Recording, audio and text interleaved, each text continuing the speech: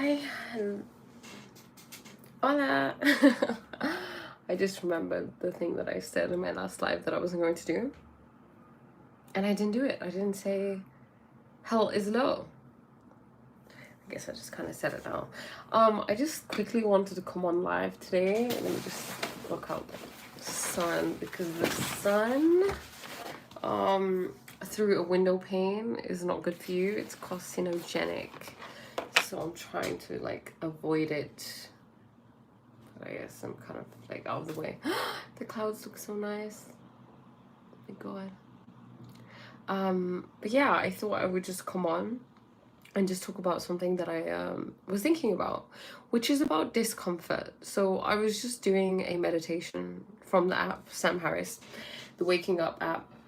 And Sam was saying that just sit and be aware of the sensations that you like, and be aware of the sensations that you don't like, and then kind of become away from that and don't think about the things that you like or you don't like. Just be aware of them, just notice them. And that's where your real power lies, because we are so accustomed to just quickly deciding, okay, I like that, I don't like that, that's desirable, that's not desirable. And then what we do is we kind of block out the things that we are getting from life, the sensations that we are feeling. It could be a thought, it could be an emotion, it could be a sensation of, okay, yeah, this is good, we like this, okay, this is not good, we don't like this. Does that make sense? And it's that we don't automatically always have to do that, regardless of whether that's a habitual thing, we can step out of that, because like I said, habits are things that are done unconsciously, right? And the point here is to become more conscious, especially with meditation. So what you do in that meditation is you sit and you become aware of how quickly you usually label things, that okay, this is desirable, this isn't desirable, and then getting to a point where you can be comfortable not doing either. Because I don't think, unless you do a meditation like that, that you are even aware of something like that. And then what happens is, when you stop labeling things as desirable or undesirable, you go down one route. Well, there's two things that happen. You stop chasing desirable things. Second of all, you stop running away from undesirable things. In Sikhi, there was a quote that I really liked. It says, suffering is the medicine. So what kind of suffering am I talking about? For example, going to the gym, there's a sense of suffering, related to that. Eating healthily and avoiding sugars, there's a sense of suffering related to that. Staying away from someone who isn't healthy for you, there's a sense of suffering related to that, right? So the suffering, the things that you are suffering from in that sense are good for you. But the thing that is desirable, what is the quote? Do I have my notes? Give me a second. Here. It's always so good to make notes when you watch something. Need to sneeze.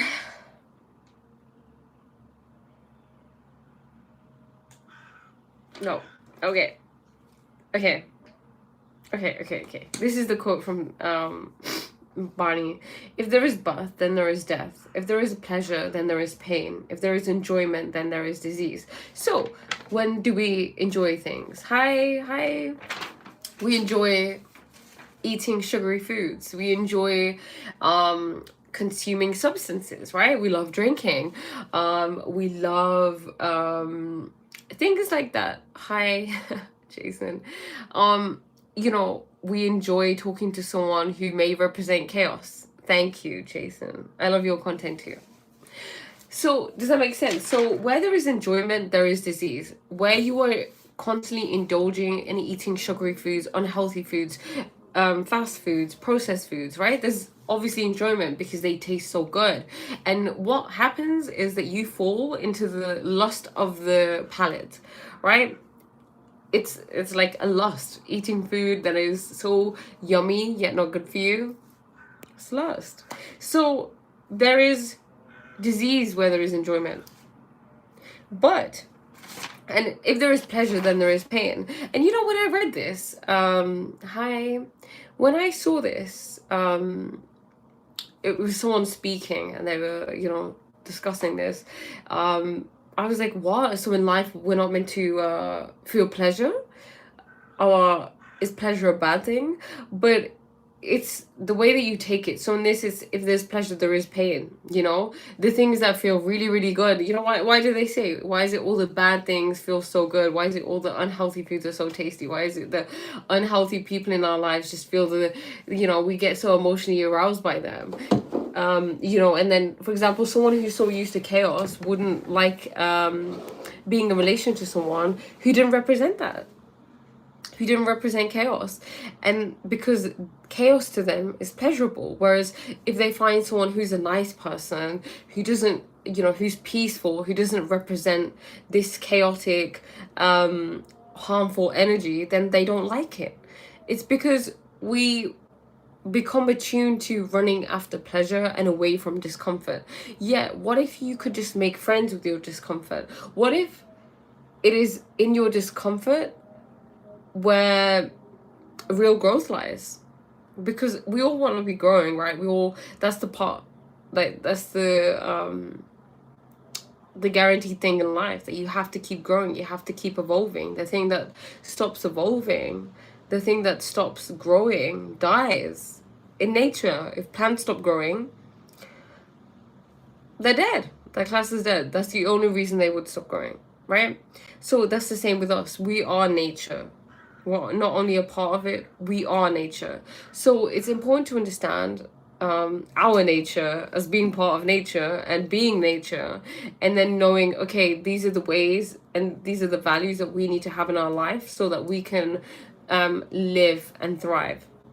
So how often do you run away from discomfort? All the time. We do not like pain, right? As humans, we run away from pain and we run towards things that feel good. But the thing that feels good, like like I said, isn't always the thing that's good for you.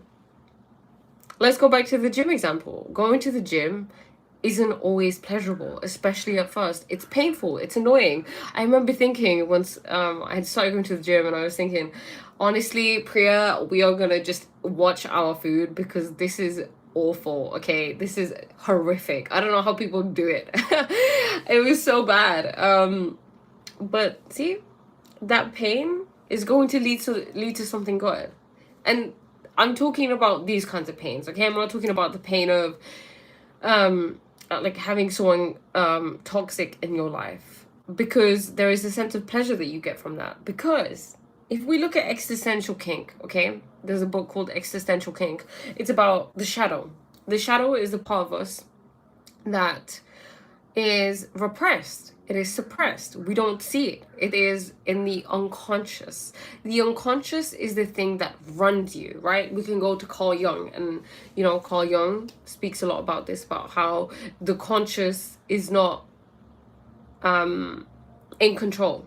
It is the unconscious. It is the conscious that gives directions to the unconscious, but that varies depending on whether they're accepted by the unconscious. I feel that it has to be highly emotionally rousing for it to be embedded in the unconscious. The unconscious runs you. So you may go through your day doing things habitually because habits are embedded in your unconscious, right? Not aware of them. You drive and you're like, whoa, how did I get here? I wasn't even paying attention. You're talking to someone, you're not really paying attention. You see, it's like paying attention. There's like, you're paying with your energy, right? With your focus, you're giving it something. But it's easy to just not do that, to be somewhere and not pay attention, right? In school, your teacher's talking, you're not really paying attention. Nothing's really going in. Well, it is going in unconsciously, but it isn't going in consciously. So the point of life is to become as conscious as possible, to be awake. Otherwise, we're just in this daze. I like to compare it to if you're unconscious and you're being ran by the unconscious, I like to compare it to just being drunk. You're a drunk child going through life, stumbling, like, oh yeah, oh my god this, oh my god that, and then you're surprised. You're like, oh my god, what this happened, this messed up, oh my god, why did this happen, oh my god, how did this person leave me, oh my god, I just ruined my relationships, oh my god, I just lost my job, oh my god, I just got into an argument, oh my god, I'm locked up, how did I get into a fight with someone and now I'm in jail?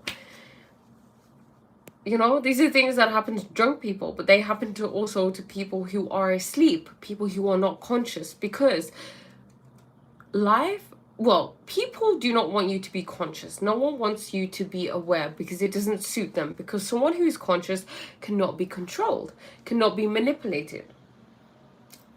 The more unconscious you are, the easier it is to control you. So, circling back to the comfort and the discomfort and my meditation. In the meditation, I was told to not, block out the discomfort. So obviously we separate things in life, right? Something is desirable, something is undesirable, and we label that very, very quickly. Oh, okay, desirable, this person not desirable, this thing desirable, this car undesirable, this house desirable. It's very, very quick. It's not even something you think about, really. It just happens because you're just so used to automatically doing it. So when we label things like this, we are grasping towards something that is pleasurable, something that is desirable, and then we are pushing away something that is undesirable. But this creates a polarity, because what, like I said, we think is desirable is not always good for us. What we think is pleasurable, or what we deem to be pleasurable, is not always good for us. In fact, it is in your discomfort where you achieve the most growth.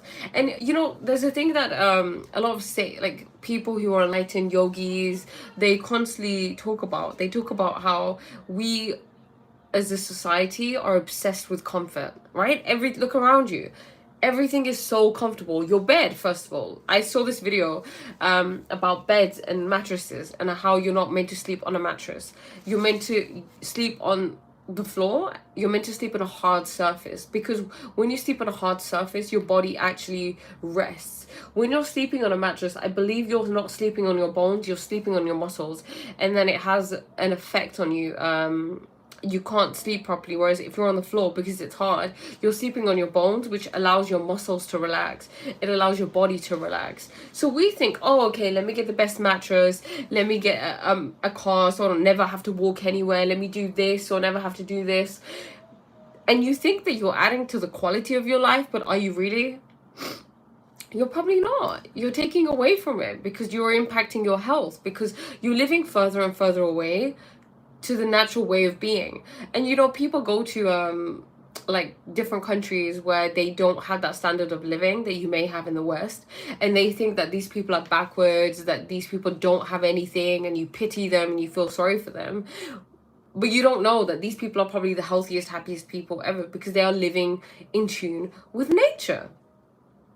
Yeah, they may be sleeping on the floor, but maybe that's not a bad thing. Maybe that's a really, really good thing for them. Maybe they don't have all this ultra processed food. Maybe that's a good thing. Maybe they don't have a car to drive them everywhere so that they don't have to walk. Maybe that's a good thing.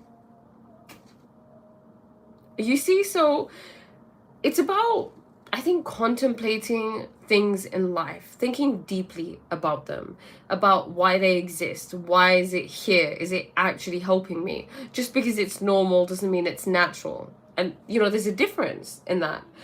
And like I said, hi Greg, I am good today. I'm good today. How are you?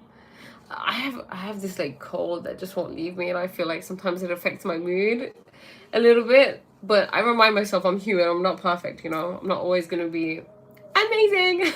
As long as I can notice it, right? That's the thing. Even today, I was doing the Sam Harris meditation, and I just found, so my mom, I don't know, she's in a bit of a stressed mood today. Hi.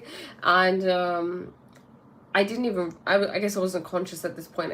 It kind of just really impacted me. And then I came up to my room and I was really stressed. And then, hi, Lane. I'm very well, thank you. How are you? but yeah, I came into my room and I remember feeling like stressed and kind of angry, and I could sense that I was kind of frowning. There was a lot of tension here, so I decided to just I thought this is a good time to hi, this is a good time to do my meditation. I sat down, did my meditation, and it was I guess really synchronistic, because he was like, be aware of what doesn't feel desirable. I mean, first of all, I do remember you, Basharat. Girl, you're so beautiful. Thank you. Thank you. Yeah, so I came upstairs, sat, do my meditation. He said, feel what is desirable, feel what isn't desirable, and then kind of step away from that and just notice things. Don't label them as desirable, because like I said, the things that are desirable, we are grasping towards. The things that are not desirable, we are running away from, right? So we don't want to do I apologize. Sorry, my phone overheated because it was in the window and the sun was shining, and yeah, but I'm back. Yeah, I was talking about my meditation, right? And the whole suffering thing. Yeah, acceptance is the medicine to not suffering, the antidote to not suffering, because suffering is pushing away, like, no, I can't accept this, I can't accept this. But I've spoken a lot about accepting God's will. God's will is happening all the time. God is so much smarter, wiser, more intelligent than we can ever dream of being. Okay, God created us, we didn't create God, so of course God has supreme intelligence. So anything God does, if you believe, is wholly benign, because why wouldn't it? I believe in a very benevolent, loving, kind, compassionate God, right? And God not being a man in the sky, God being an energy, the primordial substance that pervades the whole of existence, right? So if I believe God is wholly benign, then I can accept everything naturally. And if I can accept everything, then what is there to be suffering about? I accept the good, the bad, the pleasurable, the not so pleasurable, the desirable, the not so desirable. Think about it. How many times in life have you had expectations of things? How many times have you assumed things to be a certain way, and then they don't turn out to be that way, and then you're disappointed? Most of the time, right? How many times have you fantasized about a situation going one way and it doesn't go that way, and then you're extremely displeased? And then it's only in hindsight that you realize, oh, okay, you know what, that actually was an amazing thing that happened. It was an amazing thing that person left me. It was an amazing thing that I lost this job. It was an amazing thing that I was cheated on. It's an amazing thing this happened. You know, all of these tragedies that feel like tragedies, at one point you will be grateful for them, because you will see that they happened for a reason, for a divine reason. The thing is, that is the beauty of hindsight. But let's take a lesson from hindsight. Okay, we say, okay, you know, most of the times in hindsight, when I've looked at situations, they've always worked out in the best way for me. So does that mean, if we look at it in the future perspective, that everything happening right now and in the future may also be happening because it's happening for the best for me, because I'm being aligned with my highest good? And then if we can think that, think about how much peace you feel, right? I know I would feel peace thinking, okay, you know what, anything that it looks like, I don't care what it is characterized by, I know it's happening for me. Even if in the moment I feel upset, even if I emotionally react, even if I try to push it away, ultimately I know that this is my truth, that it is happening for me. And then life just gets a whole lot easier. Most people suffer because of this reason, because they can't accept that everything is happening in their favor. But why would God bring you here? To what? Torture you? To punish you? To what, you think God is some sicko who's just laughing at your shortcomings? Your unfortunate luck? You know, and it's also the attitude you bear, you know? Some people go through life thinking that they're very lucky. I do. I never used to feel like this. I used to constantly say, God, why do you hate me? Why do you hate me? Why do you hate me? It was a joke, but I was repeating it so many times, and I would repeat it when I was unhappy, that it felt like I was just drenched in bad luck. And I was, you know, because you get what you expect. So think about it. What do you expect? You know, I think like, for example, I realized today it's really important to have principles.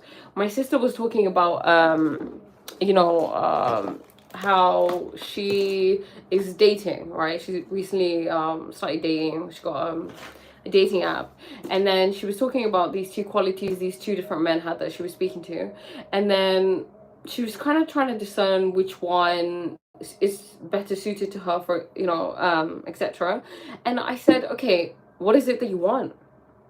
Are you clear on what you want? Because if you're not actually clear on what you want from a partner, you're always going to be confused, you know. You're not going to have any clarity. You're not really going to have a sense of direction. And this brings me to another point that I heard in this talk. It was a talk from episode 38 from the Basics of Sikhi. So it says, have a destination.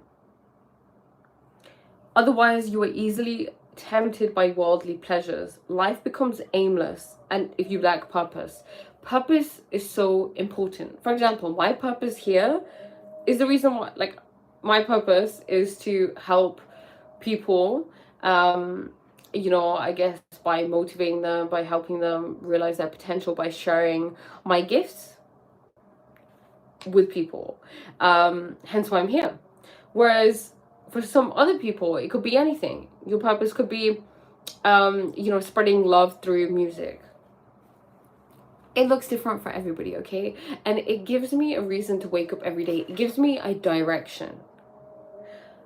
People who have no purpose jump from pleasure to pleasure to pleasure. Okay, let's entertain ourselves. Let's watch a movie. Okay, now we need to entertain ourselves again because I feel like there's a void in me that I need to fill because I don't actually have a purpose. The thing is, you may not consciously know that, oh, it's because I lack a purpose, but deep within your soul, there's this restlessness that you feel when you don't have a purpose, when there's not this like overarching reason for your connection with life. And it's not that the only thing that like you're only here for a purpose. No, it's not like that. Like, oh, life needs you to do something. If you don't do it, then you don't have any value. It's not about that. It's about, we have gifts, right? And hi, we are here to share. We are here to give more than we take. I love that. I love that when I heard that we are here to give more than we give more than we take. So what can you give? Because we are always either giving or we're taking. So what are you doing? What are you giving? Are you giving love? Are you giving joy? Are you giving compassion? Are you, expressing authenticity, vulnerability, things like that? Or are you taking? Are you taking the joy from people by maybe, I don't know, leaving bad comments on their videos or something like that? You know, it could be anything. By diminishing someone, by someone tells you a dream and you're like, oh, you could never do that, projecting onto them in any way. I think it's important to understand that. You know why? Because when you give more than you can, more than you take, it's actually selfish. You think that you are yeah, exactly. In short, one's existence must be net positive. Of course it should be net positive. And this giving, it's selfish. You know why? Because giving gives you happiness. There's this book, 59 seconds, what's it called? 59 seconds, that's what it's called. It's it teaches you about different okay, it's 59 seconds, think a little, change a lot. It's about all these like scientific studies that were done on people, and one of them said that there were these people who were separated into two groups. And then one group had they'd both been assigned money. One group had to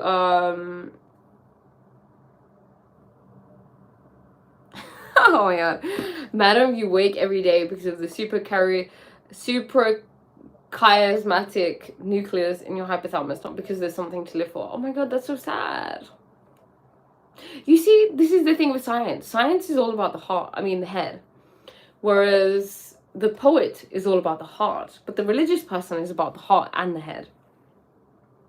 Science and the head, right? Knowledge up here can be in conjunction with knowledge of the heart and wisdom of the heart. Okay, if I believe that, then I wouldn't even want to wake up. Why am I waking up? Because of the super chiasmatic nucleus in my hypothalamus. Screw you, nucleus. Just stay away. I mean, stay asleep. Okay. What a sad existence. That's what I think, anyway. If it works for you, then I am so happy for you. There was some study that people who do charity have better health and wealth surrounding around. Oh yeah, for sure, for sure. So okay, I love that you brought this up. Giving gives us happiness. So in the study that I was talking about, these they both were assigned money, two groups. One of them I think was encouraged to give money away, and one of them and to spend it on other people, and the other group was said, oh yeah, you know what, you can spend it on yourself. Then they looked at how happy these people were. I don't know what the controls were, I can't remember what the variables were, but the people who gave their money away and spent it on other people were much more happier than the people who spent it on themselves. So giving is actually selfish. And also giving, it's beautiful. You know why? Because you're not just, you're giving to yourself. You know, you give into yourself because everybody is you. And I'm quite religious myself. That's interesting. Interesting that you have both opinions, each emotion, but have you ever asked yourself where is that nucleus comes from? Yep, Greg. Right? Who gave you that nucleus? So, there's this thing in Sikhi and in Islam too, I believe. I don't know if it exists in Christianity or any other religion, but they say that you should give well, in Sikhi it's a daswand, so that's you give 10% of what you earn away to charity, to someone in need, to something that helps spread more. For example, someone who reads the Bhat or does kirtan or does seva or something like that, you know. So you're just giving it away, and it is an amazing thing to do, because when you, for example, if you want wealth in your life, right, you have to give the thing you want in your life, you have to give more of. You want more love, give love. You want more money, give more money. You want more support people, you know. Because when we, let's say I want more money, but I'm giving out money, so life will be like, oh, okay, this person wants money, but they're giving out money, so they won't even see like the whole like she wants money. It's like, oh, okay, we're gonna looking at her vibration, and she clearly must have loads because she's giving money away. She's in overflow, she's in abundance. Oh, she's giving love, you know, let's give her more love. Because the thing, because it appreciates, right? It's appreciating. You're creating space for more to come in. So it's incredibly important to give. We have so much, we're so lucky. Even if you have £10, you give £1, that's amazing. Give 50p, give 10p, give 1p, give anything, you know. Oh, it was really cute. It reminds me of this story. It's kind of a funny story. So this shall I share it? I'll share it anyway. It's a funny story. Okay, one of my friends in university, right, she was dating this man. So he was a much older man. It was really funny. She would tell us he used to be an alcoholic, and she didn't actually know. I mean, bearing in mind, I think he was 10 years older than her. She was about 18, he was about like, I don't know, 28, 29. Let's not get too into it, but yeah, I remember him saying, she telling me, she was like, yeah, you know, we bought, like, obviously she's a university student, she doesn't have that much money, and then he didn't have that much money either, so he said, oh, you know, if we have a sandwich, we'll share the sandwich, kind of thing. And I just thought that's really cute. It kind of just reminded me of that, you know. I mean, even in countries where, you know, in Eastern countries where people don't have as much, people will invite you to their home and give you as much as they can. They have, I don't know, 10 rotis, they'll share it, okay? Because it's about being spiritually rich. It's not just about accumulating loads of wealth on the outside. What's the point if you just have everything on the outside, but you are you know, inept on the inside, you have nothing to give, no love, no joy, then I just think you're a cold person. Like, I don't know, like, I don't want to not a cold person, but a sad person, because people who are spiritually rich want to give. And it doesn't even have to be, look, if you genuinely don't have anything to give your time, give your attention, listen to someone, be there for someone. There's always ways in which we can serve. But nowadays, everything is about consumption. It is because when you're starving spiritually, of course you're going to consume. We need nutrition in all ways, okay? We need nutrition mentally, like intellectually, okay? Emotionally, physically, and spiritually. And spiritually is where the peace comes, right? And people don't feed themselves spiritually. They don't feed their soul, what makes them feel good. Hence why they feel that, oh, okay, let me just up the consumption of what I eat. Let me up the consumption in the sensations that I expose myself to. Let me up the consumption of entertainment that I engage in. And then what you find is you do more and more and more, yet you feel emptier and emptier and emptier. Nanak says that giving should be spontaneous and you shouldn't think about the gift after you gave. Yep. You should forget what someone has done for you. Never forget what someone has done for you, but never remember what you have done for someone else. And someone asked me why, like, this is so weird, like, why would I do that? And I get that. The reason why you wouldn't want to do that is because it's your ego, right? You're like, why shouldn't I remember? I do this, I've done so much for people, but they just don't remember. No one appreciates me, blah blah blah blah blah. That's your ego. You're not giving from a pure place. There was a story about Nanak in the book Osho, Osho's true name. He there was this guy, this Brahmin, right? A Brahmin, if you don't know, is a higher caste in Hinduism. And this man was really, really rich. He created this like event, and he had the most amazing food. It was washed in the Ganges by all these Brahmins who were really clean, and it was like a big thing. It's like an opulent thing. And then he invited Guru Nanak, and I think Guru Nanak had gone to someone else's house who was a poor man, and he didn't have that much. He didn't have the best food, but Guru Nanak was there, and then this rich guy comes and he says, "Why are you here? Like, I've literally created this amazing, opulent, luxurious meal cooked by high caste people, and you're here with someone who's not like that, who's poor, who's broke, who has nothing. Why don't you come with me?" So Guru Nanak said, okay, cool, I'll come with you. But he said to the poor guy that had invited him, he said, you come with me too. And then Guru Nanak goes to his place, and then to the rich man's house, and then he grabs the bread, I think, or the roti, and he squeezes it, and there's blood that comes out, right? I don't know if it literally came out, but for the sake of the story, let's say it came out. And he said, look, you may have the best food, but your money comes from the struggle of people. Look at the pain that you've caused people, the suffering that you've caused people. Yeah, you may have the highest caste Brahmins cooking your food. You may have washed it in the river Ganges or whatever river it was that was deemed really holy and divine.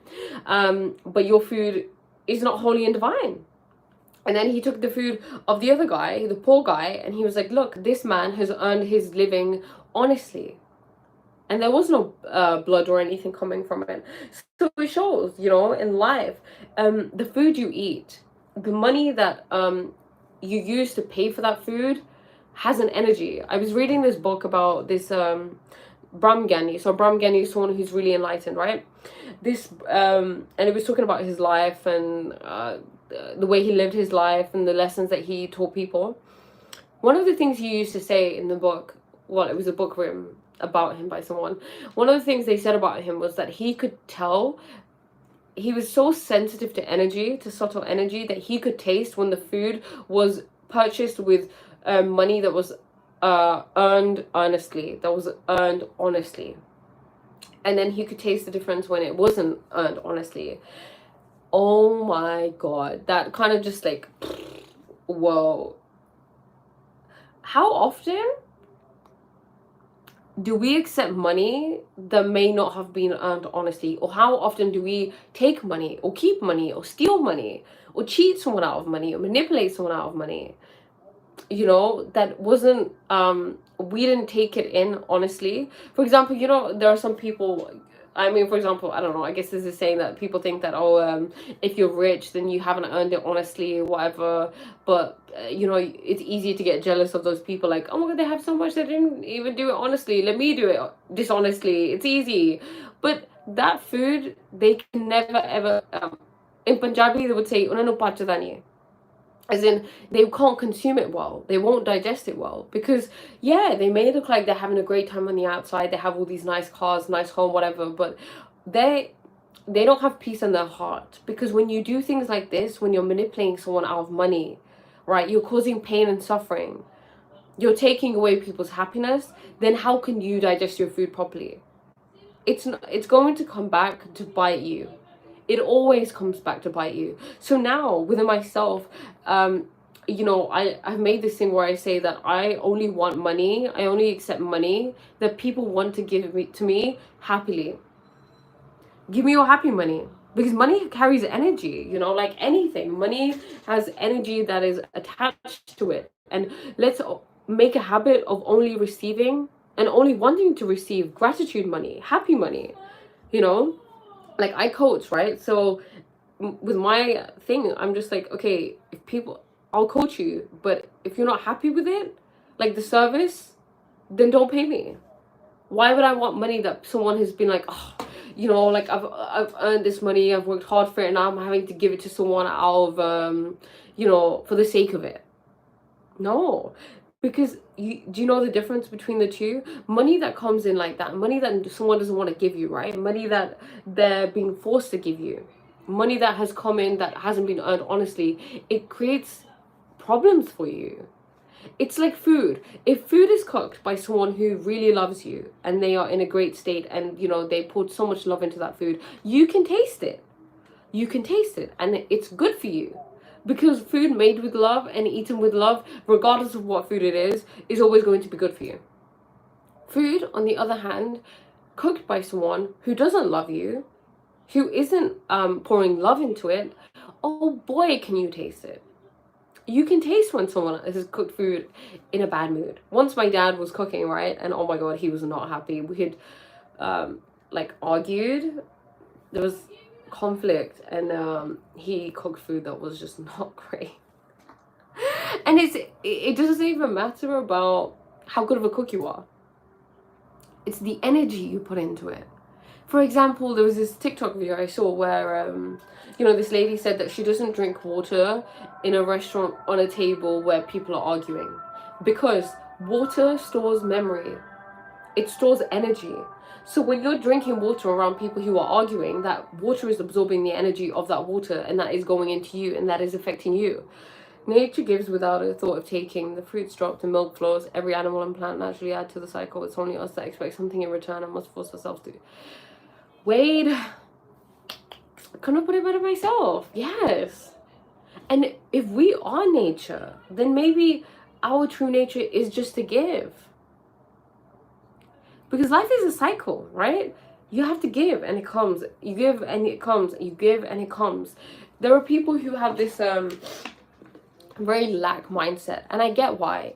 Because we live in a society that is a capitalistic society where you are taught that there is not enough, that there is a lack, there's a lack of water, there's a lack of resources, there's a lack of this. But that is just an opinion. That is just a perspective. It is not the whole truth. If you had land, right, you wouldn't need any money, right? You have land. You can sustain yourself from that land. Water is free. Food that you can grow is free. Live naturally. You don't need, you can, I guess, figure out a way to generate your own electricity, but do you understand? There's an abundance. I went on a walk, right, and there was a bush with blueberries in it, and it was the blueberries, I don't know what they call blueberries, blackberries, there was something. And I truly hope you're doing well. Thank you, that is so sweet. I hope you are too. Yeah, blueberry, blackberry, I don't know what it was. And my sister started picking them and she was like, these are really sweet. And I was like, oh my God, let me try it. And then I started picking them and I had the best time. They were so yummy. They were kind of sour, like bitter, which was great because bitter food is really good for you. But yeah, for free. I didn't have to pay anybody. I didn't have to pay the bush. I didn't have to pay Mother Nature. This was just readily available to me. How amazing. And someone has come in and commercialized everything, in the sense they've taken the water that is natural, available to everybody, and said, okay, we're going to make people pay for this. All right, look, we're going to take food and we're going to make people pay for this. When there's just an abundance of it. But yeah, coming back to abundance, you are taught that there is not enough. And that is simply not the truth. There is more than enough. There is more than enough. I was reading in a book for every single person to be a billionaire. Because what is money anyway? Money isn't like a paper thing. Money is an energy. Money comes from how much you value yourself. And there's a difference in the mindset of someone who is poor and someone who is rich. Someone who is rich has an abundance mindset, right? Someone who is poor has a lack mindset. They believe there isn't enough. They hold on to things tightly. There's grasping, right? If I take a flower in my hand and I squeeze it because I'm scared I'm never gonna find another one again. I don't want to lose this one. Someone might steal it from me. Someone might take it from me. I've worked hard to get this, you know. I don't see them very often. What am I gonna do to the flower? The flower's gonna be squished, right? It's not gonna look very pretty. But if I just let it be, what if I don't even pick it? I just let it be. I'm like, whoa, it's beautiful. I don't even have to pick it. There is an abundance of them everywhere. You see? So, you know, it's really good to look at your habits. I know we've kind of gone on to money, but money is something really fun to talk about. I know, okay, not most things, but things like money, politics, sex, relationships, people don't really want to talk about, or religion. But I believe that the more open dialogue we have, the better it is for everybody regarding all of these things. The thing that we don't talk about becomes repressed, it becomes suppressed, and then it manifests into something really, really horrific, something really, really ugly. And that doesn't help anybody. You know, so I think we should be able to talk about things, even joke about things. Based on this topic, please read The Web of Meaning by Jeremy Lent, not just Priya, but others on this live who are interested in this topic. Okay, The Web of Meaning. I feel like I want to write that down. You have to mind. Where is my pen? I have to write down The Web of Meaning. I'll remember. I trust my memory. Okay. Thank you. I'm excited. Oh my god. I honestly download so many books. I have so many books, and then I just want more books.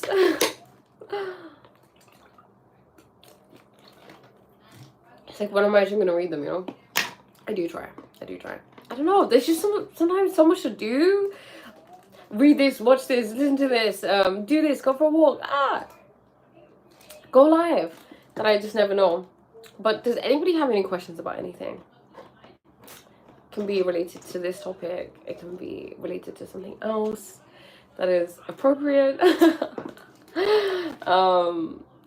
Yeah. But yeah, this whole happy money, unhappy money was something that I learned from this guy called Ken Honda. I don't know if you guys have heard of him, but he had a course on Mind Valley. So I really liked Mind Valley. Mind Valley is a platform where they have thousands of courses, well, I think maybe like hundreds of courses. So you pay the monthly subscription or you pay the yearly subscription, and then you get access to all of the courses. So there are many different types of courses. Most of the things that I've learned, like a lot of things have come from there, about money, the breath. You know, I learned that was the first time I ever learned about breathing exercises and how the breath is so closely related. Well, it is a signifier of your health. So yeah, depending on how you breathe, the rate at which you breathe determines how healthy you are, and for how long you can hold your breath as well. So the more you breathe, the more shallow breaths you take, the unhealthier you are. The slower your breaths, the more they are in your stomach. You know, breathing straight into your lower abdomen slowly and breathing almost as if you're not breathing at all, is really good for you. For example, different animals like the whale, I think, I believe breathes really slowly, and it takes less breaths. That's why it lives for so much longer. I guess the tortoise slash turtle also. But for example, dogs, they have such a short lifespan, right? And it's because they take very fast breaths, right? Maybe that's a topic in itself, the fact that there's so many books and podcasts out there that it's easy to become overwhelmed. It's very true. That is a topic in itself, isn't it? Wow. Yeah. Sometimes, you know, Greg, I kind of just put it down to my curiosity. But sometimes, I don't know. At times, hi Kelly. At times it is curiosity, but I find at times now it is being overwhelmed of not knowing what to do. I guess sometimes I should just take a step back and think, what do I really want to do? Like, what does my heart right now say that it wants to do? Because what I found is that when I listen to what I truly want, it's the thing that I need to read, listen to, see, you know. Or if I feel like not doing that and just lying and looking outside and staring at the clouds, then that's also something something that is worth doing. Let me just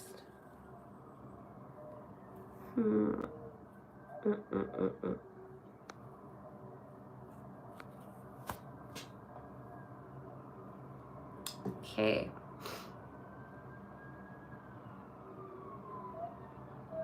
Wow, 24 hours is 86,000 seconds. Jeez.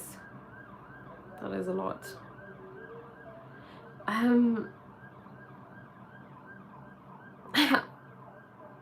What was it?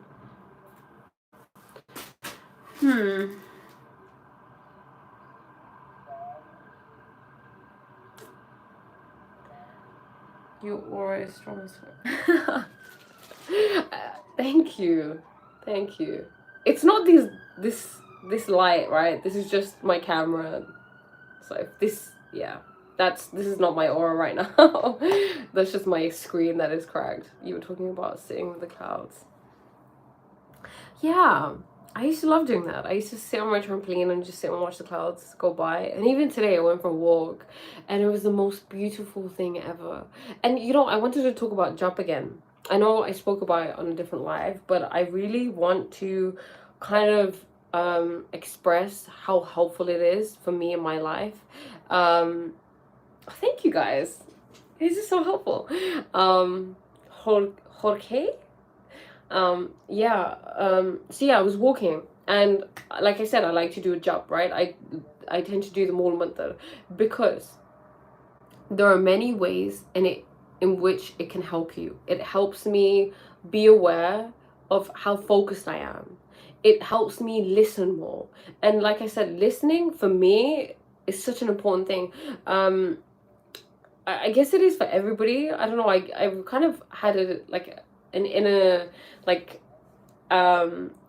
knowing that it was really, really important. And I started reading this book about listening. And you know, listening is actually one of the first senses that develops in a baby in the womb.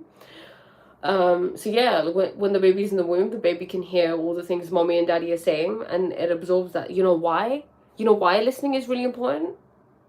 Because I'm just putting things together here, connecting them in real time. I'm guessing it's because life consists of sound, right? Because it's frequency, it's vibration. So what is frequency and vibration? Frequency and vibration comes into sound. So how do we perceive sound? We perceive sound through listening. So when we are listening, we are perceiving the sound of life, because life is vibration, it is frequency. Does that make sense?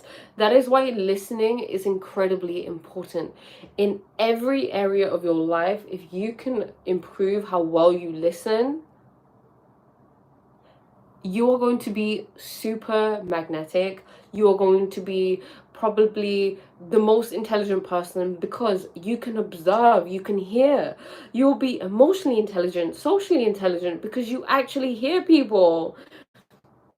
You're not deaf, you know. There's a story, this really Greg, you're probably aware of this, in True Name, you know, where he's talking about the story of there's a deaf man who whose wife usually comes and brings him food, right? But one of the days she was late, so he was like, oh my god, she's late, she's never late, maybe something happened to her. Yeah, listening does lead to understanding, and understanding, is important when we're relating to people, right? So yeah, the deaf man saw that his wife hadn't turned up. She was late. So he went and ran home to get some food. And then he told this other man, who always also happened to be deaf, can you please look after my sheep? This old man was a woodcutter, and he was on a tree, and then he thought that the deaf man was saying to him, one of my you have stolen my sheep or something like that. And then he was like, no, I haven't stolen your sheep. And he was like, look after my sheep. And he's like, but I haven't stolen your sheep, because they're both deaf, right? There's miscommunication. So comes back, and then the deaf man is with the sheep, is trying to thank the other deaf man, the woodcutter. Thank you, thank you. And then one of his sheep was, I don't know, there's a particular word they use. It's, I don't know, not a great sheep or something. And then he was like, the woodcutter thought that he's saying, oh my god, you did this to my sheep, you made my sheep, I don't know what the word is, like bad, we'll just say bad. And he's like, I didn't do anything to your sheep. He's like, no, take a sheep, have a sheep, thank you so much. Then there's another man who also happens to be deaf, who comes along, who's stolen a horse. So he sees these two men, right? These two deaf men turn to this man and say, please, can you resolve this? We're not understanding each other. He's also deaf. He's like, oh my God, they know that I've stolen the horse. Maybe this is one of their horse. And then he starts arguing with them. There's three deaf men arguing with each other. A saint is walking by, and the saint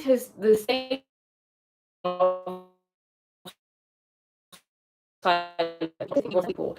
So what he does is to the eye of each one of them.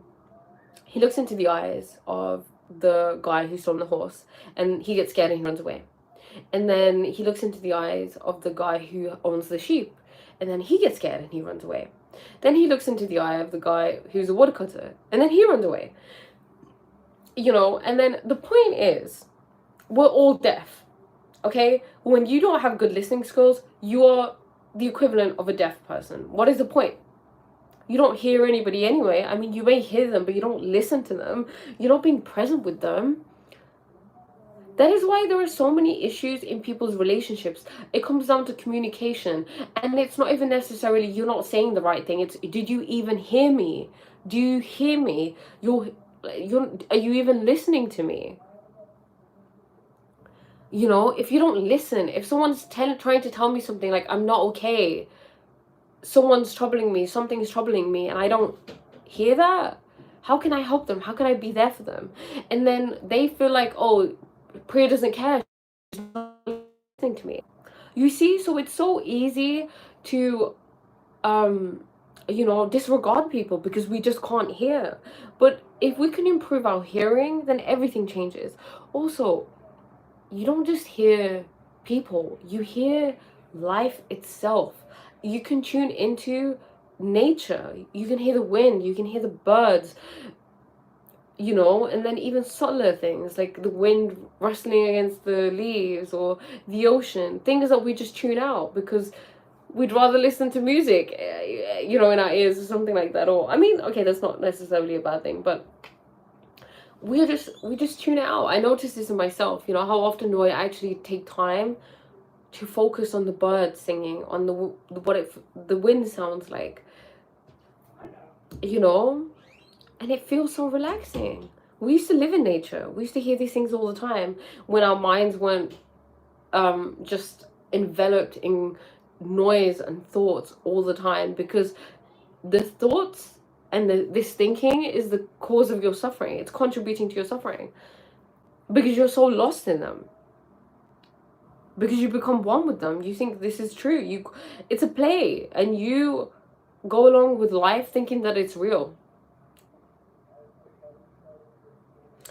This concept of seeing and hearing God in everything, when you put it into practice, becomes one of the most powerful things a person can do.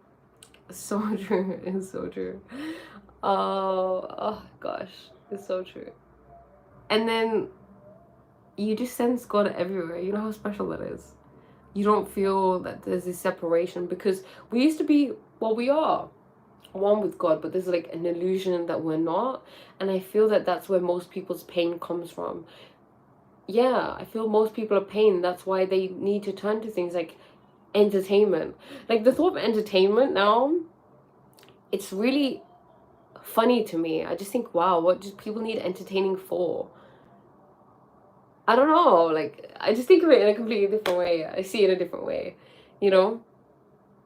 Because it's a distraction. It's please distract me from the state that I am in right now, because I don't feel like this is good enough. So entertain me, distract me, take me away from this. The demand for attention in the modern world is really high, so having a supply of attention is rare and valuable. Exactly. And when you do jap, you tune your attention. It can be anything, like I said. You can repeat any mantra. Make sure it's a few lines. Like you know, a little, it's long, it's not too short, because that helps me personally, because it's kind of longer, so it's not just one sentence. So I'm paying attention. Am I saying it in the right order? Am I saying the right thing afterwards? Am I listening to myself? And what you do is you get used to listening to yourself, and when you're not paying attention, you can hear yourself having other thoughts. And then I'm doing it right in my mind.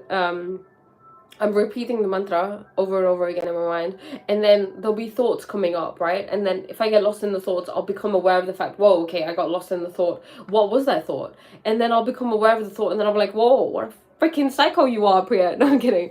I don't think that. I think, whoa, like, like the thing that is thinking sounds like a maniac. Like, whoa, I didn't know that I think these things. I didn't know that I have this perspective on life. Like, these are the thoughts that are coming in, because it is almost like someone supervising you. Your thoughts and thinking is like a child that is unsupervised. You must supervise that child, otherwise that child will run mayhem. Okay, it is a maniac. It is an absolute psychopath who will just say anything, okay, and go along with it and think that things are being destroyed and I'm being attacked and this is happening and this is happening and the world is ending, and if I trip over now, this is it, I'm gonna get, I don't know, a disease and die, like, you know. So yeah, these people. I'm wishing you love. But yeah, it helps you become aware of what you're thinking, and I think that's just the most powerful thing, because you're noticing things. And then what you do is you begin to notice something without evaluating it, right? And there was this quote that I read that said, the highest intelligence, like the mark of the mark of highest intelligence is being able to observe without evaluating something, without analyzing something. And I love that, because that's what observation is. That's what being one with the divine is. It's just noticing things. You know, people find it, like, I remember yesterday, was it yesterday, the day before yesterday, someone was asking about meditation and how to control thoughts. The thing is, you can't control your thoughts. It's meditation is supposed to be effortless, right? You don't control them, you just notice them, you allow them to be. When I'm trying to control something, I'm trying to, like, bring it into submission, and when I try to bring something into submission, it just creates more effort that I'm doing. There's more action required. There's a struggle that exists. Or if I just let them be, they just disappear. The mind without mastery is a crazy storm. Sit in the eye of the storm in silent presence. Yep, that's it. That is it, Wade. It's also important to have compassion for yourself when you catch yourself being caught in the trap of thinking, even if it's dark thoughts. Very true, very true. The thing is, what helps me with that is just, okay, that's not me. Okay, that's not me. Okay, that's not me. You know, like, constantly going back and aligning with the witness helps me do that. Whereas before, I think I used to beat myself up, like, oh my god, how could you have these awful thoughts? I'm an awful person. But now it's just like, oh, okay, cool. Yeah, that's if I had to express it, that would be like, okay. And then continue, and then next one, I'm like, okay. It's kind of, it becomes interesting. It becomes fascinating to just watch it. Then I am British. Well, I'm not British actually. But I am Indian. But I do live in England. I hope that answered your question. But yeah, for sure, it definitely helps you have more compassion for yourself if you are someone that feels guilty about having certain thoughts, because like I said, you cannot control them. Thoughts are things you receive. thinking is something you engage in yourself, but the more you engage with the observer, and you don't have to be a yogi, you don't have to be a monk, you don't have to be any of these things, you don't have to go live in a mountain to find peace. Peace is just within you. What I think it is just aligning and with the witness and fine-tuning things. And there are different ways to that, there are different paths to that, and different things work for different people. And for me, sitting in silence, mantra jap, all of these things really help me. But yeah, I think he answered my, I just answered your question. You need to be listening. Are you listening? Kidda Priya ji, how are you? Sasikal ji, Sukhi ji. Chardi kala, tusi daso. Thoughts are you received? Thanks for that. You're welcome. My absolute pleasure. Oh gosh, I feel like my throat is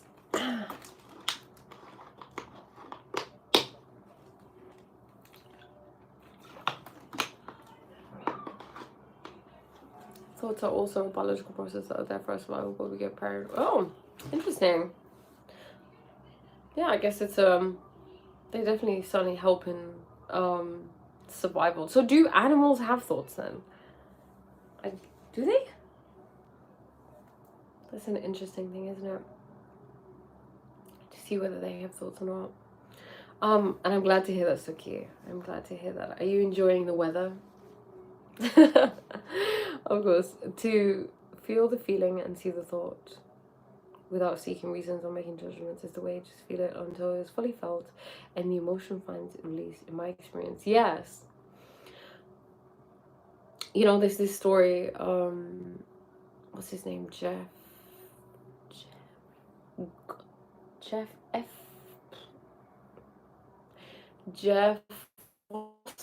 Foster. There's this guy that I heard about, right, that he does meditations that are very they were really helpful to this one person, that this man that I got into a conversation with at WH Smith, that was just amazing, right? Weather is good, not too hot, too cold. Okay, good. I got burned from last 45 years, many betrayal. How do I motivate me to continue to live, love, dance, and realize my full potential? Okay, love that question. Okay, thank you. So, how do I motivate me to continue to live, love? Okay, first of all, the past does not define your future, right? So just because something happened to you yesterday doesn't mean that it will certainly happen tomorrow. So what I would say is, forgiveness is something that is really important. Forgiveness is medicine for your own soul. It is something that is important to do if you want to lighten your load. It is incredibly important to forgive, because it's a poison that you are eating otherwise, and it's only harming you, it's not harming the other people. You know, one of the ways that I love to forgive is well, whenever I have any sort of conflict with anybody, I like to do Ho'oponopono. So Ho'oponopono is internal bleeding. Okay, Terry, that's okay. Terry, it's going to be like that, but because it's so raw for you, right? I mean, it's awful to be betrayed, and it's okay. Let it out. No, crying is a sign of being alive. When a child cries when it's born, yay, the baby is alive, you know. So let it out. Let yourself purge all this pain that you've been holding in, I'm assuming, because you have been betrayed. Get to a point where you can just empty yourself and be compassionate towards yourself. Take time. I need to find new inspiration. Okay, well, learn more. You know, learn about yourself. Sit with yourself. Journal. Journaling is a great way to you know, really see what's lurking within your psyche. Try new things out. I have detached from them, blocked them, and tried forgiveness for many years. Okay, trying and doing it is not the same thing, right? How are you forgiving? So have you tried Ho'oponopono? Hey, yeah, okay, wait, sorry, I missed that. Let me just go through all the comments. Animals have much more limited thoughts. They survive more on instincts. Our instincts have evolved to include powerful imagination. Okay, wow. How was your bank holiday? Do anything interesting? I think was it yesterday? Today, Tuesday. I was doing DIY. I was painting doors and a bathroom. So I have like paint literally all over my arm. I don't know if you can see. It just won't come off because it's really strong paint. It'll come off eventually. I realized pain and suffering doesn't exist. We only suffer because we relive that one over and over again in our minds. That's true. I need to find new inspiration. I would forgive you for cheating, doll. So forgiving you are. I have detached from them. Okay, and blocked them. Okay. Hey, Sage, my name is Lastat Sylvester. I'm 20 years old, living in Canada. May I ask if you'd like to be one of the first to join this business that I'm building called Interstellar Club on Discord? Interesting. I feel like I'd have to find out a little bit more about it. You do journaling. Okay, can you sing? I can sing. Can I sing well like Beyonce? I don't know. I've prayed affirmations of meditation, cord cutting, healing, spoke the truth within them, anger, letters, releasing. Okay, so how's that worked out for you? You still feel angry?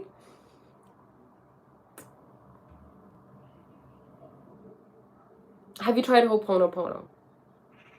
And also, what would your death row last meal be? Interesting.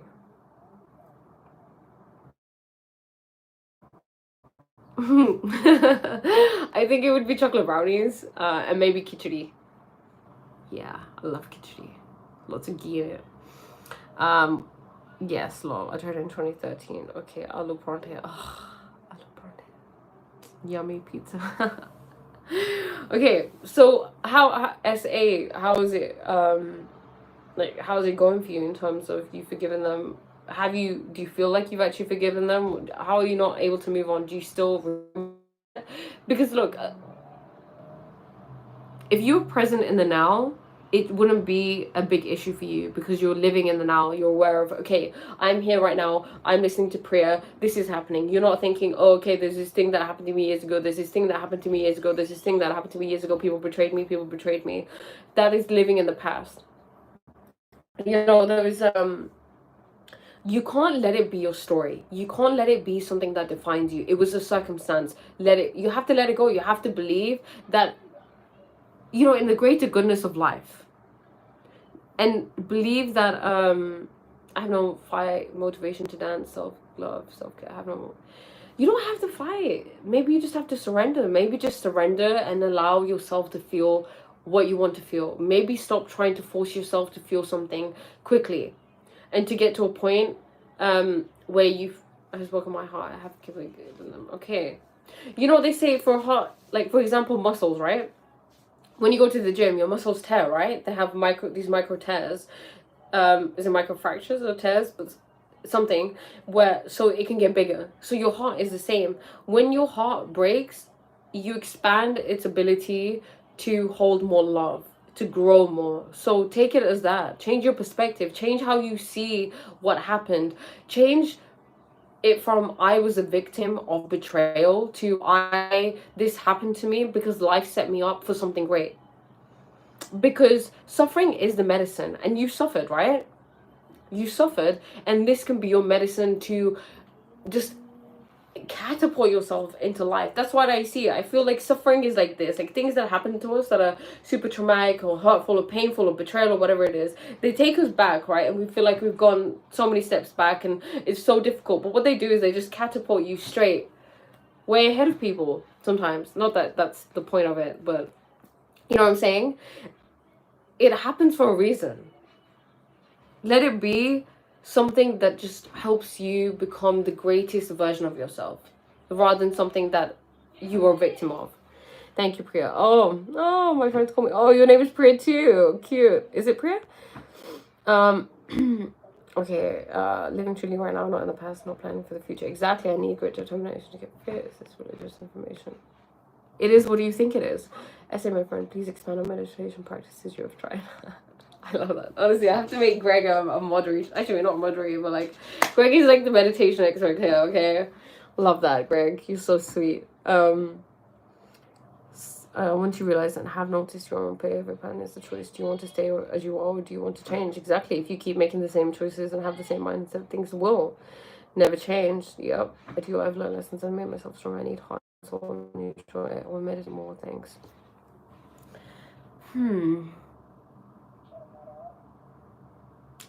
The things you seek are within you. Everything is within you. So it's a process, you know? It's a process. But like I said, don't force yourself into anything. Slowly, you'll look and you'll be like, wow, life is so different. But one of the things that I guess helped me when I was going through a really rough time in my life was a change of perspective. Was knowing that you know, life is far more magical and I don't have to be a victim to my circumstances anymore. Because look, life isn't about what happens, life is about the way that you see it. So if you can change the way you see it, everything changes, even though nothing changes. Where am I filming this? I'm in England. That's a good change of perspective. You know, something that I used to like to do was I made these notes, right, of who I was, of who my new identity was. Just exhausted. And that's okay. You know, it's okay to be exhausted and to rest. What would I say about working too much? I would say that it's probably not healthy for you because we're not machines. We can't be expected to work day in, day out to the same capacity.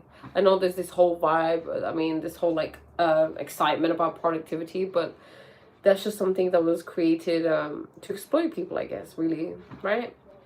To just use them like animals, not really caring about them as human beings. Two perspectives. I'm alone, free to do what I want. You choose. I'm alone, free to choose what I want. You choose which one you want to live your life by. Exactly. Do world peace prayers. You know, it's so interesting that you asked that question. I'm so glad that I get to speak about this. Okay, so today I was thinking about this, okay, because I used to do this. I used to pray for people, okay? So it could be world peace, it could be someone in particular, anybody, right? I would pray for things like, I hope they get better, I hope this happens, I hope this happens. But I realized today, everything is happening exactly the way that it should. If someone is being betrayed, it is meant to happen because that is what God wills. Because what if in that betrayal is their greatest making?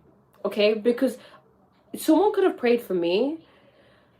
I mean, okay, you could pray that someone has support, but I don't know. I just feel like I don't want to interfere with God's plan. Like, I'm like, God, I believe in God. Like, I've given everything to God, okay? God just takes care of everything. I don't need to pray for someone to have something specific.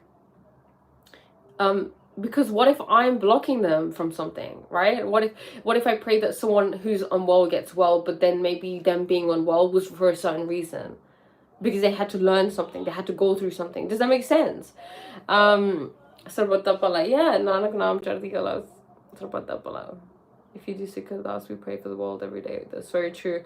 But yeah, like nothing really specific I do. I have so much faith in God. I know God takes care of everything and that everything happens exactly the way that it should be anyway. And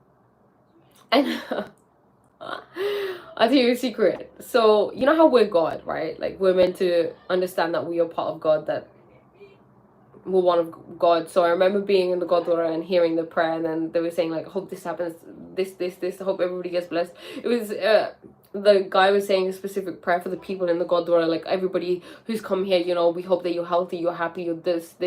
And usually I would say something like, you know, Waheguru, like, it would be like the equivalent of, like, Amen. But I didn't say that. I was like, it's done. Because if I identify as God, I determine whether it's done or not. Does that make sense? I've lived in England. It's so expensive. It's necessary to work to a lot. That is true. That is true. It is. It's work for some people, right? I'm not feeling poorly. I'm alone. I just want new inspiration, new joy, new angle to see life. I'm here for if I want to be the best version of me.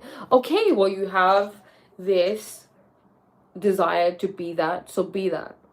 Decide one day, wake up, that I am this new version of me. What does that new version of you look like? What does she I get people call you Priya, so I'm assuming you're a woman, right? Or is your name actually Priya? Can we get your name? But yeah, what does she do? How does she feel? What are her habits? What does she accept? What does she not accept? What are her values? What is her character like, you know? So it's Priya. Okay. Priya, I believe that everything is happening because it's meant to be, otherwise we are saying God is making a mistake. Exactly, right? It's true. Everything is always happening as it is meant to be. Who are we to interrupt with God's intelligence? You know, like, I am nowhere near as smart as God. No one comes close to that. So you just gotta let God do her thing, right? Her thing, his thing. Say me out. You know, I'm a woman, I want to do yoga, get supplements. Okay, so do it. Come on, let's do it. Have you got a yoga mat? Where are you going to do it? Are you going to go to a class? Are you going to do it at home? Yoga is really good for you because stretching will help remove the stuck energy in your body. And when you start taking care of yourself physically, you are showing yourself that you value yourself. And then automatically you feel good. Priya, say what you want to be every day to yourself. Remind yourself, tell yourself every atom in your body will listen to that. Do for 14 days and things will start. Very, very true. God, good to see you, God-fearing people. I knew you would say tomorrow. Yes, good. रोज आती हो अब तो नहीं आऊं. How to fill a void in myself, even though I hate to fill it with emotions and interact with fellow human beings. Okay. Connect with yourself. This is my opinion. I feel that people have a void within themselves because they don't have a connection to themselves. And a connection to yourself is interchangeable with a connection with God. So sit with yourself. Meditate. You know, because we all have a void in us if we don't have a connection to ourselves / God. And then we try to fill that with food, with people, with things, with emotions, with sensations. And it doesn't get any better, right? Hi, Shana. So, yeah, you don't need anything more. You just need to connect with yourself. You need to connect with what already exists within you. Connect with nature, get some sunshine, you know, just find out who you are. Self-introspection, observation. Surely we need to be careful though, because the thought that everything's going means we can stand back and let suffering happen. That's a fair point. That is a fair point. I guess it's one of those, it's where you have to discern within yourself where it's right to step in terms of, for example, if there's an injustice being done against someone. You know, I think it would be, does it feel right to you? Where is this coming from? Is this coming from, oh, I'm stepping in because I want to look good? Is it for my ego? Is it because of this? Is it because of that? Or is it because I genuinely want the good of everybody around me? How would you discern, Greg? Meditation, stillness, nature outside, near and day, could live riverside. I had wood in 2004. Exactly, deep breathing, start with that, follow your heart. Pray, still wait for the chart. I'm sure it'll come one day, Suki. Thank you, Priya. You're welcome. You're welcome. You're welcome. Guys, it has been an absolute pleasure, as it always is. Thank you so much for tuning in. Thank you so much for helping each other. I love this. I love that it's a space where we can, you know, everybody can share information and wisdom and be there for each other and give, right? I'm really, really grateful to you guys, and I will see you tomorrow. So take care of yourselves. I love you. Okay, bye. It's the year 2050 and sucks to ask for it. Thank you, Priya. Now get some Manuka honey and turmeric. Oh my god, can you tell I need it? Oh, by the way, look, can you see? I got bitten by a fly or something. It's okay.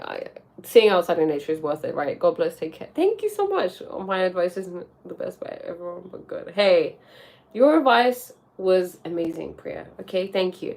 Can I suggest a theory that is real? There's the sound frequency that can synchronize both sides of the brain. That's okay. Quick, recommend it. What is it? So what is it called? Because I'd like that. It's what's it? Hemi-syncing, right? Stay safe. Bye, stay safe. Thank you, and you too. She's so pretty. Thank you so much.